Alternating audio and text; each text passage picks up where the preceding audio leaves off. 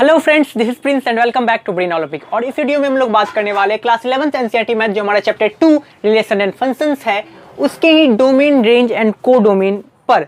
ये lecture number हमारा 8 है, ठीक है। और लेक्चर नंबर 7 में मैंने बताया है कि रिलेशन क्या है।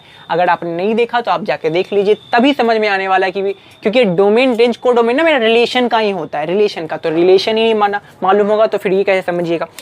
समझते हैं, देखिए डोमेन, रेंज और कोडोमेन। पहले इसका डेफिनेशन को देखिए, बड़ा ही आसान सा, और केवल डेफिनेशन जाने से समझ में आता है कि डोमेन, रेंज, कोडोमेन क्या। यहाँ पे दो क्वेश्चन हम लिखे हुए हैं, ठीक है, इसको हम भी सॉल्व करेंगे हम लोग। पहले समझते हैं डोमेन क्या बोलता है।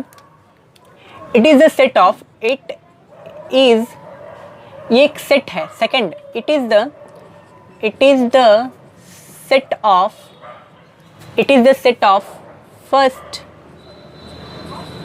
element of each ordered pair belonging belonging to R। यानी कि एक रिलेशन दिया गया होगा अगर, ठीक है, तो रिलेशंस में तो मेरे ऑर्डर्ड पेयर बैठे होंगे। रिलेशन है तो ऑर्डर्ड पेयर बैठे होंगे। तो इस ऑर्डर्ड पेयर में जितने, उस ऑर्डर्ड पेयर में तो एलिमेंट होते हैं ना, तो ऑर्डर्ड पेयर में जितने भी जितने भी फर्स्ट एलिमेंट है ना, ऑर्डर्ड पेयर में जितने भी फर्स्ट एलिमेंट है, उसी के सेट को, उसी के संग्रह को हम लोग डोमेन कहते हैं। यानी कि अगर बात करें डोमेन का, यहाँ पे एक रिलेशन है मेरा ए और बी, ठीक है। नहीं, इसको बाद में, पहले इसको समझिए। क्वेश्चन को हम लोग एंड में करेंगे, ठीक है। डोमेन क्या कह दिया बाबू मेरा, कि डोमेन जो है, डोमेन हम क्या है भाई, हम लोग जो भी रिलेशन है उसमें जो ऑर्डर्ड पेयर है उसमें फर्स्ट एलिमेंट जो है उसी के सेट है, हम उसी के हम सेट हैं। एक ऑर्डर, जो भी मेरा रिलेशन होगा उसका जो ऑर्डर पेयर होगा उसमें जितने भी फर्स्ट एलिमेंट होंगे उसी के एक हम सेट है। तो उसी तरह रेंज क्या कहता है, जस्ट इसका ऑपोजिट। रेंज क्या कह रहा है हमको, कि हम जो है ना जी, और डोमेन और रेंज क्या होता है, डोमेन क्या होता है, किसी रिलेशन का होता है। तो इसमें लिखिएगा केवल डोमेन नहीं, domain of a relation, domain of R. R मतलब समझिए relation. Range of R, range of R, range of R क्या होता है, रेंज ऑफ आर क्या होता है, it is the set of second element of ELEMENT। Element बोलिए, component बोलिए, मेंबर बोलिए, कोऑर्डिनेट बोलिए, डजंट मैटर, सब बात किए हुए हैं, क्या क्या बोल सकते हैं। It is the set of second element of each ordered pair, each ordered pairs belonging to BELONGING, belonging to R। यहाँ पर भी जो रिलेशन हो गए ना, रिलेशन में क्या होगा मेरा, एक बार अगर नहीं देखे रिलेशन तो हम फिर से बोल रहे हैं, रिलेशन जाके देख लीजिए, ज़्यादा नहीं, बस उसी समय लगेगा रिलेशन को समझने में। रिलेशन समझ जाइए तब ये समझने में आसानी हो जाएगा। जो रिलेशंस होंगे उसमें मेरे ऑर्डर्ड पेयर होंगे, उस ऑर्डर्ड पेयर में जितने भी मेरे सेकंड एलिमेंट होंगे ना, सेकंड एलिमेंट 2 6 6 6 है ना, तो ये सब मेरा क्या है, रेंज है। सब मेरा क्या है, रेंज है, रेंज है। उसी तरह अगर कोडोमेन ऑफ आर का बात करें, कोडोमेन डैश रहता है यहाँ पे, कोडोमेन ऑफ अ रिलेशन क्या होगा, कोडोमेन ऑफ आर मेरा क्या होता है, बोलता है इसमें if R be a relation,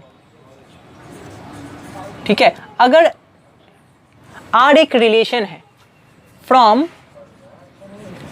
A to B, अगर कोई रिलेशन है R जो कि A to B मेरा डिफाइंड हो रहा है, देन B जो B है, B इज यानी कि B सेट मेरा codomain, then B is the codomain of a given R। जो रिलेशन दिया होगा उसके मेरा कोडोमेन होगा। अब चलिए डोमेन समझे, यानी कि मान के चलिए जो डोमेन है मेरा, फिर से एक बार समझते हैं, जो डोमेन है मेरा वो क्या है बाबू, it is a set of first element, it is a set of first element it is a set of first element of each order pair, it is a set of first element of each order pair. यानी कि order pair मान के चलिए 1 2 है, ठीक है, बस order pair 1 2 है। देन उसका जो फर्स्ट एलिमेंट होगा ना, ऑर्डर पेयर 1 2 है, 3 4 है और 5 6 है। देन अगर डोमेन का बात करें तो जितने भी फर्स्ट एलिमेंट हैं उसका अगर हम सेट ले लें 1 3 और 5, तो यही मेरा इसका डोमेन कहलाएगा। अगर रेंज का बात करें तो it is the set of second element of each order pairs belonging to R, यानी कि अगर रिलेशन में है देन इसके बाद जो सेकंड एलिमेंट है यानी कि जो कि 2 और 4 और 6 है तो ये मेरा रेंज कहलाएगा। कोडोमेन हम लोग यहाँ पे समझेंगे क्योंकि इससे कोडोमेन आपको क्लियर नहीं होने वाला, ठीक है। समझिए यहाँ पे एक रिलेशन है मेरा एक सेट है ए, एक सेट है बी, और जो रिलेशन है वो ए टू बी डिफाइंड हो रहा है, क्लियर। देन उसके बाद क्या बोला, जो अच्छा ए टू बी डिफाइंड हो रहा है और रिलेशन हमको दे दिया है, क्या है भाई, रिलेशन एक्स वाई के टर्म में है जहां पे एक्स मेरा वाई से बड़ा होना चाहिए, एक्स मेरा वाई से बड़ा होना चाहिए, और जो एक्स है वो मेरे ए के घर से बिलोंग करना चाहिए, जो एक्स है वो मेरा ए के घर से बिलोंग करना चाहिए, यानी कि एक्स जो है मेरा 135 में से कुछ होगा, और जबकि जो वाई है वो मेरे बी के घर से बिलोंग करना चाहिए, यानी कि जो वाई है जो कि मेरा सेकंड एलिमेंट है वो मेरे बी के घर से, यानी कि 2 या 6 होना चाहिए, ठीक है ठीक है ठीक है, और एक्स हमेशा वाई से छोटा होना चाहिए। तो देखिए तो मेरा जो हम लिए हैं इस तरह से जो हम रिलेशन निकाले हैं, इससे जो हम रिलेशन निकाले हैं, क्या मेरा वो सही है कि नहीं। एक्स जो है छोटा, अच्छा अरे गलती कर दिए ना, एक्स मेरा क्या होना चाहिए, बड़ा होना चाहिए वाई से, एक्स मेरा बड़ा होना चाहिए वाई से। इस तरह के अगर बात करें तो ये तो गलती हो गया मेरा ना, हम तो छोटा कर दिए सब में। चलिए इसको ठीक कर लेते हैं हम लोग, कोई बात नहीं। क्या बोलता है, एक्स मेरा बड़ा होना चाहिए वाई से, एक्स मेरा बड़ा होना चाहिए वाई से, तो कहीं कुछ मिल ही नहीं रहा है, एक्स कुछ बड़ा मिल रहा है क्या इसमें, हाँ मिला तो एक्स मेरा बड़ा होना चाहिए वाई से, ये केवल 3 और 2 के बीच रिलेशन होगा, 3 और 2 के बीच रिलेशन होगा तब ऐसा संभव है ना, 3 और 2 के बीच ऐसा रिलेशन होगा तब ऐसा संभव है क्या, 3 और 2 के बीच रिलेशन, देन उसके बाद हम कह सकते हैं कि हाँ चलिए तो अब इसको फॉलो कर रहा है, हम उस बार क्या कर दिए थे, वाई को एक्स को छोटा कर दिए, ठीक। और तो कोई हो नहीं सकता ना, अच्छा और कुछ हो सकता है क्या, हाँ एक और हो सकता है 5 और 6, एक और हो सकता है 5 और 6, अब कुछ नहीं हो सकता ना, 3 और अच्छा 5 और 6 तो हो ही नहीं सकता, 5 और 6 कैसे होगा, मेरा x बड़ा होना चाहिए, x बड़ा होना चाहिए, x बड़ा होना चाहिए। चलिए 3 और 2 तो हो गया, 3 और 2 तो हो गया, और 3 2x बड़ा होना चाहिए, तो 5 और 2 भी हो सकता है, 5 और 2 भी हो सकता है ना, दो तरह का हमको मिल गया, क्या 5 और 2 भी हो सकता है, क्लियर है। अब देखिए डोमेन, रेंज एंड कोडोमेन जी। तो डोमेन मेरा क्या बोलता है, it is the element, it is the set of first element of each order pair, it is the set of first element of each order pair, प्रत्येक order pair में जो कि relation होने चाहिए, रिलेशन होने चाहिए, फर्स्ट ऑर्डर पेयर का first element का सेट है, ऑर्डर पेयर के फर्स्ट एलिमेंट का सेट है, फर्स्ट एलिमेंट में कौन है, 3 और 5 है, तो हो गया बस डोमेन, ये 3 5 मेरे इस रिलेशन के डोमेन हो गए, बस। रेंज क्या है, it is the set of second element of each order pair, तो सेकंड एलिमेंट में क्या है मेरा 2 है, और रिपीट नहीं कर सकते क्योंकि ये सेट है, तो रिपीट नहीं, 2 बस एक बोल दिए तो बस हो गया 2। कोडोमेन का बात करें, कोडोमेन में क्या बोलता है, अगर कोई रिलेशन आर है जो कि फ्रॉम ए टू बी अगर कोई मेरा रिलेशन दिया गया है, तो जो मेरा बी सेट है ना वो मेरा डायरेक्ट कोडोमेन हो जाएगा। जो बी सेट मेरा क्या है, ये है ना, डायरेक्ट ये मेरा कोडोमेन, यानी कि ये क्या है 2 और 6, ये मेरा कोडोमेन हो गया, ठीक है।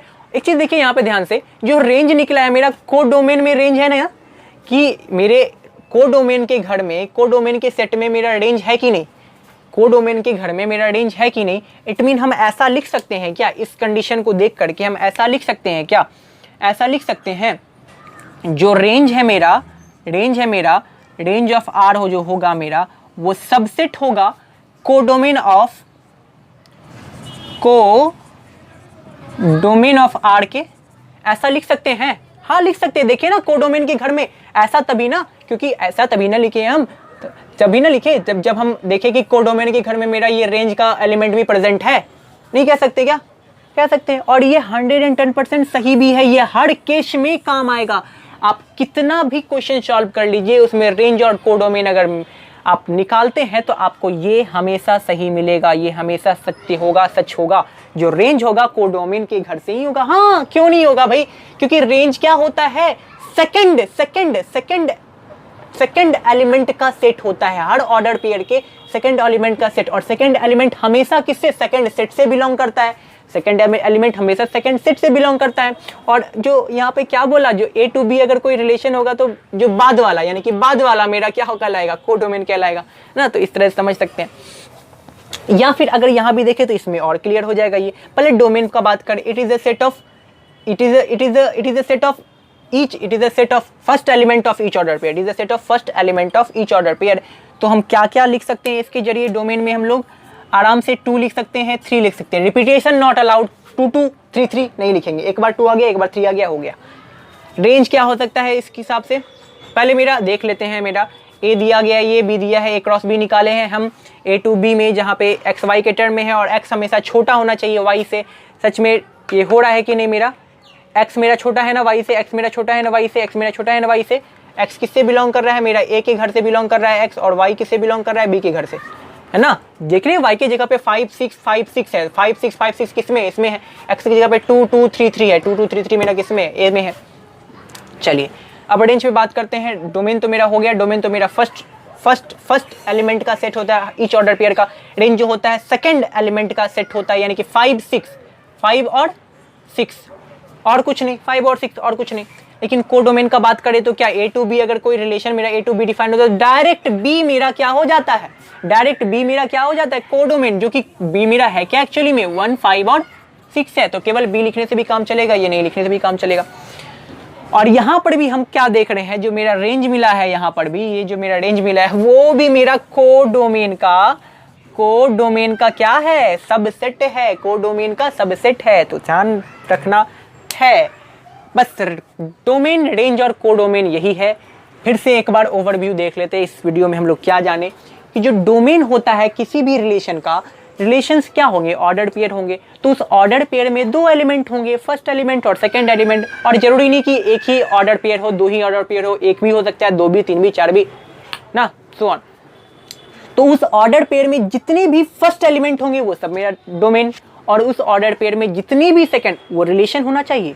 और उस ऑर्डर पेयर में जितने भी सेकंड एलिमेंट होंगे, जितने भी मेरे सेकंड एलिमेंट होंगे, वो मेरा रेंज। और अगर कोई relation A to B defined है, then B is called codomain of relation.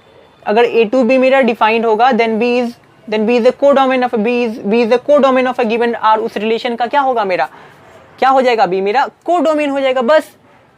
Then B is called the codomain, then B is called the कर देते हैं, अच्छा रहेगा। B is called CALLED called the codomain of a given R. ठीक है, clear है। अब हम लोग इसके बाद वाले वीडियो में जानेंगे कि रिलेशन को हम लोग 3 तरह से ना रिप्रेजेंट, जो एनसीईआरटी में 3 तरह का रिप्रेजेंटेशन में दिया गया है। एक तो set builder form, roasted form और दिया है एरो डायग्राम। ये 3 मेथड से हम किसी रिलेशन को दर्शा सकते हैं, दिखा सकते हैं, डिनोट कर सकते हैं, एक्सप्रेस कर सकते हैं। तो उसी को हम लोग जानने का कोशिश करेंगे लेक्चर नंबर 9 में, जो हम लोग लेक्चर नंबर 7 में भी थोड़ा सा उसका ओवरव्यू देखे हुए हैं। जब हम रिलेशन बता रहे थे उसमें भी रोस्टेड, सेट बिल्डर, ये एरो क्या होता है, एरो डायग्राम, वो थोड़ा देखे हुए हैं। और लेक्चर नंबर 9 में उसको क्रिस्टल क्लियर करेंगे, उसके सारे डाउट्स को क्लियर करेंगे। तो आज के लिए इतना ही, इसको नोट कर लीजिए, इसका एग्जाम्पल भी नोट कर लीजिए, और बाकी कुछ में है नहीं।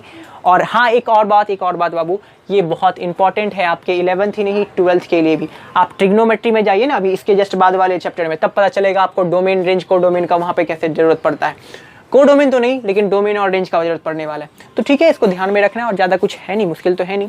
टेक केयर, मिलते हैं बाबू।